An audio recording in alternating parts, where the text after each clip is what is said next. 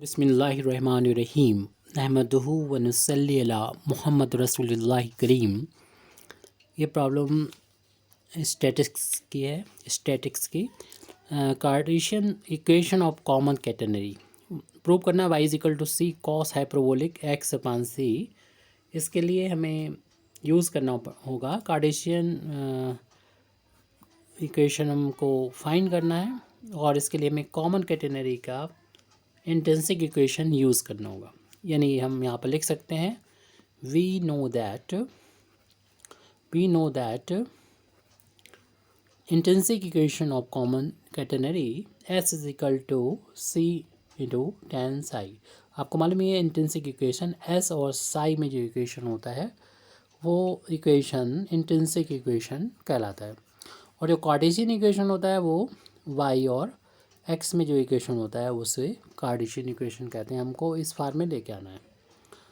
हम लोग जानते हैं कि जो टेंसाई होता है उसकी वैल्यू हम लिख सकते हैं d y over d x के इक्वल, क्योंकि कोई भी कर्व जैसे कि हमारा कैटेनरी एक कर्व है तो कोई भी कर्व जब कर्व के किसी पॉइंट पर हम एक टेंजेंट ड्रॉ करते हैं तो वो टेंजेंट एक्स एक्सिस से जो इंक्लिनेशन बनाता है उसको हम लोग साई बोलते हैं। तो इसका अगर टेन ले लिया जाता है तो ये टेन साई, जो कि हम लोग जानते हैं डिफरेंशियल कैलकुलस से, ये value d y over d x के, ये value d y over d x के बराबर होती है। तो हम यहाँ पर टेन साई की जगह पर d y over d x रख देंगे। तो हमारा जो इंट्रिंसिक इक्वेशन है s is equal to c tan psi, इसमें टेन साई की जगह d y over d x put करने पर हमारा ये इक्वेशन जो इंट्रिंसिक इक्वेशन है इस फॉर्म में कन्वर्ट होके आ जाएगा s is equal to C into d y over d x.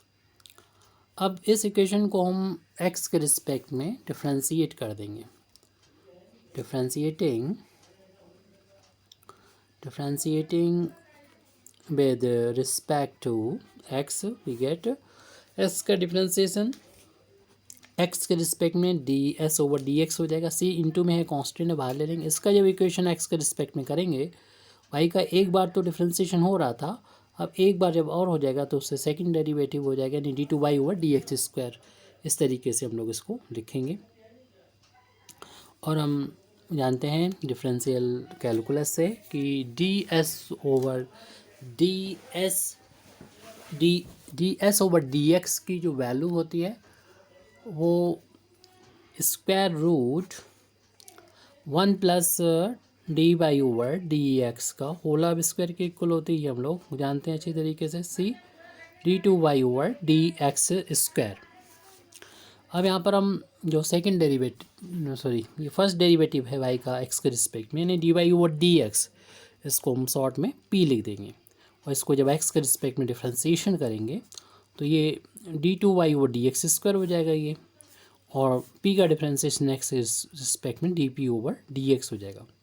तो इस सेकेंड डेरिवेटिव की जगह पर हम यहाँ पर D p over d x ये रख देंगे और इसके यहाँ पर पी पुट कर देंगे तो ये इक्वेशन कन्वर्ट हो जाएगा स्क्वायर रूट 1 प्लस इसकी जगह पर हमें पी रखना है तो p square equal to C into, यानी ये सेकंड ऑर्डर का डिफरेंशियल इक्वेशन नज़र आ रहा था, एक्चुअल में वो फर्स्ट ऑर्डर का डिफरेंशियल इक्वेशन बन चुका है और इसको सॉल्व करना आसान होता है फर्स्ट ऑर्डर के डिफरेंशियल इक्वेशन को with respect to second order के डिफरेंशियल इक्वेशन से। तो सेकंड ऑर्डर के डिफरेंशियल इक्वेशन को अगर हमने इस तरीके से मान लिया तो फर्स्ट ऑर्डर का डिफरेंशियल इक्वेशन बन गया। अब इसे हमें सॉल्व करना है तो उसके लिए हमें वेरिएबल को सेपरेट करना होगा। वेरिएबल सेपरेट करने की कोशिश करते हैं और आसानी से होता हुआ नज़र भी आ रहा है, क्योंकि हम यहाँ पर जिस तरफ जिधर पी है डी पी है उस तरफ पी वाले फैक्टर्स को ले जाएंगे और इस तरफ डी एक्स होगा उधर हम ले जाएंगे एक्स वाले फैक्टर्स को। तो उसके लिए ध्यान रहे कि डी पी और डी एक्स को न्यूमरेटर में रखना है। तो डी पी तो यहाँ पर न्यूमरेटर में है, डी एक्स को भी न्यूमरेटर में रखने के लिए राइट हैंड साइड से लेफ़्ट में ले जाएंगे तो ये डिनोमिनेटर से न्यूमरेटर में आ जाएगा और इस टर्म को हम फैक्टर को ले जाएंगे राइट हैंड साइड में तो ये मतलब तो न्यूमरेटर में था अब ये डिनोमिनेटर में आ जाएगा, डीपी के अपान में आ जाएगा। इस तरीके से वेरिएबल सेपरेट हो गए, यानी एक्स एक साइड हो गया और पी एक साइड हो गया। यहाँ पर वेरिएबल का सेपरेशन हो गया अच्छी तरीके से। अब इसको हम इंटीग्रेट कर सकते हैं वेरिएबल के सेपरेट होने के बाद, यानी फर्स्ट ऑर्डर का जब हमारा डिफरेंशियल इक्वेशन में वेरिएबल सेपरेट हो जाते हैं, यानी डिपेंडेंट वेरिएबल और इंडिपेंडेंट वेरिएबल। यहाँ पर पी को हमने डिपेंडेंट वेरिएबल माना है और एक्स को इंडिपेंडेंट वेरिएबल माना है। तो अब यहाँ पर हम दोनों साइड में इंटीग्रेट कर रहे हैं। 1/2 मान सकते हैं और इसको एक्स के रिस्पेक्ट में इंटीग्रेशन करना है। सी इंटू में कांस्टेंट है, बाहर ले लीजिए, और यहाँ पर 1/2 मान सकते हैं। 1/√1 + p² का इंटीग्रेशन हमें पी के रिस्पेक्ट में करना है। और जब भी इंटीग्रेशन करते हैं इंटीग्रेशन कांस्टेंट आता है 1 का, तो एक्स के रिस्पेक्ट में इंटीग्रेशन एक्स हो जाएगा सी इंटू, और ये 1/1 + p² का जो इंटीग्रेशन होता है, आपको मालूम है इधर माइनस होता है तो इसकी वैल्यू होती है साइन इनवर्स हो जाती। ये भी वेरिएबल है पी, लेकिन यहाँ पर चूँकि प्लस है तो आपको मालूम है इसी से मिलता जुलता साइन हाइपरबोलिक इनवर्स, ये पी का इंटीग्रेशन इसकी वैल्यू होती है। और एक इंटीग्रेशन कांस्टेंट आप कुछ भी यहाँ पर लिख सकते हैं। इसकी वैल्यू को मैं फाइंड करना होगा, हम इसको सी ना लेते हुए कुछ और ले लेते हैं, के बंद कर देते हैं, क्योंकि भी एक बार और अभी हमें इसकी वैल्यू एक कांस्टेंट और आएगा। अब इस के की वैल्यू कैसे फाइंड करें, तो इसके लिए इक्वेशन डाल दीजिए। इक्वेशन नंबर 1 डाल देते हैं। अब ऐसी कंडीशन लगाएं जहाँ पर हमें एक्स की वैल्यू और पी की वैल्यू पता हो, उससे हम के की 1 की वैल्यू को, जो कि इंटीग्रेशन कांस्टेंट है, उसकी वैल्यू को फाइंड कर सकें। तो बात चल रही है कॉमन कैटेनरी की, यानी जो कर्व जो है वो एक कॉमन कैटेनरी है। और कॉमन कैटेनरी के बारे में हम लोगों को पता होता है, इसका जो लोवेस्ट पॉइंट होता है वो सी होता है, और लोवेस्ट पॉइंट सी पर इसके कोऑर्डिनेट भी मालूम होते हैं। 0, सी स्मॉल सी होता है, ये पॉइंट कैपिटल सी है ये वाला। और इस पॉइंट पर अगर हम, ये वाई एक्सिस होता है ये ऑरिजिन, ये एक्स एक्सिस, ये वर्टेक्स होता है कॉमन कैटेनरी का। और यहाँ पर जब टेंजेंट ड्रॉ करते हैं तो वो एक्स एक्सिस के पैरेलल होती है, यानी एक्स एक्सिस के साथ जो एंगल बना रही होती है वो 0 बना रही होती है। और यहाँ पर हमें एक्स की वैल्यू भी मालूम है, ये एक्स ये वाई होता है, तो एक्स की वैल्यू 0 है और फाई की वैल्यू 0 है। तो हमें इक्वेशन नंबर और फाई के बारे में आपको मालूम ही है कि फाई अगर 0 है तो tan फाई की वैल्यू भी 0 हो जाएगी, और tan फाई ही जो होता है वो dy/dx है, और dy और dx ही हमारा ये p है, यानी p की वैल्यू 0 है।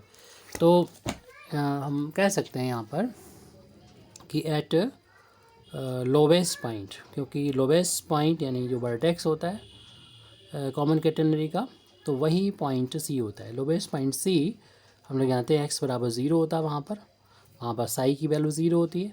फिर उससे आपको मालूम है tan साई की वैल्यू भी 0 हो जाएगी, जैसे कि अभी हमने लिख चुके हैं। और जब tan साई की 0 होगी तो उससे हम कह सकते हैं कि dy और dx की वैल्यू 0, और dy dx को हमने p लिखा है, यानी p की वैल्यू 0। अब इसको इक्वेशन नंबर 1 में अगर हम पुट कर देंगे तो x = 0 लेफ्ट हैंड साइड में पुट किया है यहाँ पर, और राइट हैंड साइड में भी यहाँ पर लिखेंगे c into sine hyperbolic inverse 0 plus का k1। तो इससे हम k1 की वैल्यू को फाइंड कर सकते हैं। साइन हाइपरबोलिक इनवर्स 0 की वैल्यू 0 के बराबर होती है, तो इससे हम देख रहे हैं कि k1 की वैल्यू 0 के बराबर हो गई, सब 0 हो गए। तो इस k1 की वैल्यू को जब हम पुट करेंगे इक्वेशन नंबर 1 में, तो इक्वेशन नंबर 1 हमारा इस तरीके से हो जाएगा, x = c into sine hyperbolic inverse p, और ये k1 की वैल्यू हमने रख दी 0 के इक्वल।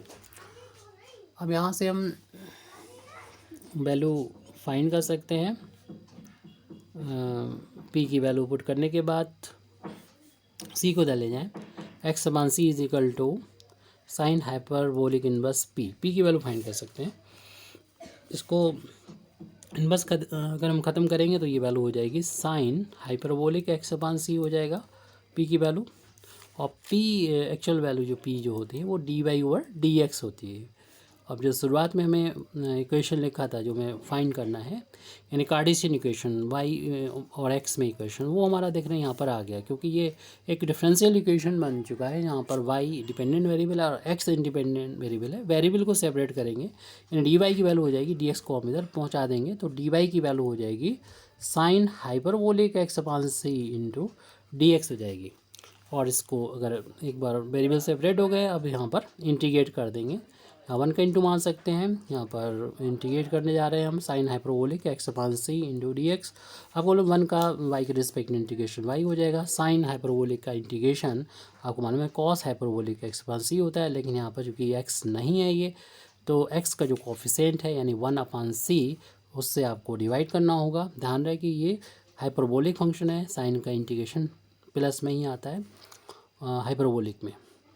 और कांस्टेंट ऑफ इंटीग्रेशन को ऐड कर दें, वहाँ पहले हमने k1 ऐड किया तब की k2, c जो कि डबल अपान में है यहाँ पर, तो c का ऊपर जाके मल्टीप्लाई हो जाएगा, तो y is equal to C into cos hyperbolic x upon c plus का k2। इस कांस्टेंट ऑफ इंटीग्रेशन k2 की वैल्यू को फाइंड करने के लिए हम दोबारा से कंडीशन लगा देंगे, जहाँ पर हमें x की वैल्यू मालूम हो और y जो वेरिएबल है उनकी वैल्यू मालूम हो। वो पॉइंट हमें c यानी लोवेस्ट पॉइंट मालूम है कॉमन कैटेनरी का, क्योंकि x की वैल्यू 0 है, y की वैल्यू c है इस पॉइंट पर, तो वही यहाँ पर लिख देते हैं दोबारा से। तो एट द लोवेस्ट पॉइंट,